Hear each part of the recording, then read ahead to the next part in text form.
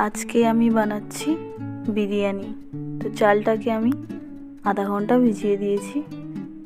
এরপর গরম জল করে নিয়েছি, তাতে দিয়ে দিয়েছি আদা রসুনের পেস্ট এবং গোটা গরম মশলা। তারপর দিলাম চালটা, জলটা ফুটে উঠলে এবার দিচ্ছি ঘি এবং লবণও দেওয়া হয়েছে এবং লেবুর রস।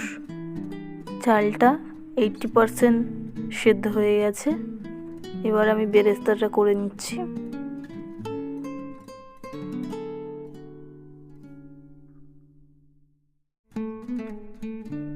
এরপর বিরিয়ানির আলুগুলো ভেজে নেব লবণ এবং হলুদ দিয়ে।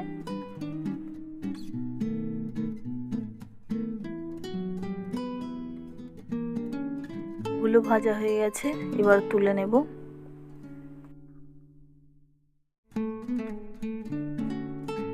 ওই একই তেলে দেব পেঁয়াজ কুচি। এরপর দিচ্ছি আদা রসুন বাটা।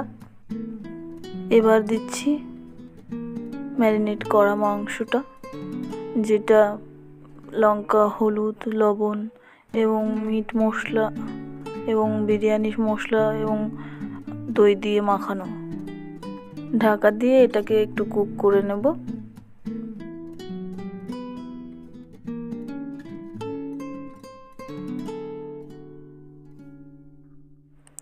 এরপর এর মধ্যেই দেব কেওড়া জল এবং গোলাপ জল অল্প পরিমাণে।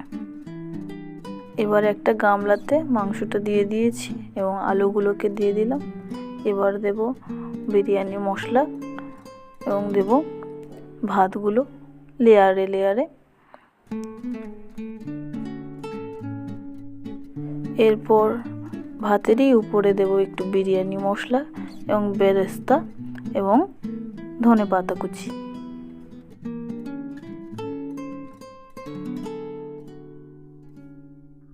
আমি মোট 2টি লেয়ার দিয়েছি। এখন দিচ্ছি গোলাপ জল এবং কেওড়া জল আর দিচ্ছি আতর, মিঠা আতর।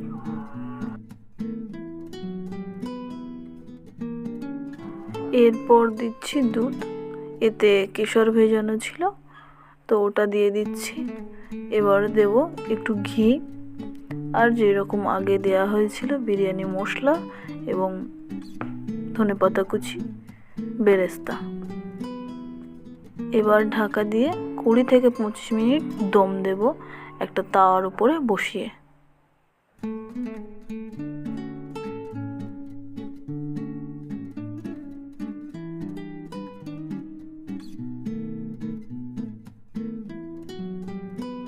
দেখুন তৈরি হয়ে গেছে বিরিয়ানিটা। আমি তুলে দেখাচ্ছি।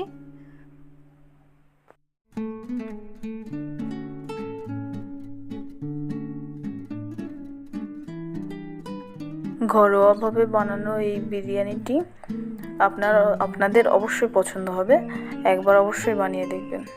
আমার এই ভিডিওটি যদি ভালো লাগে একটা সাবস্ক্রাইব করে দেবেন।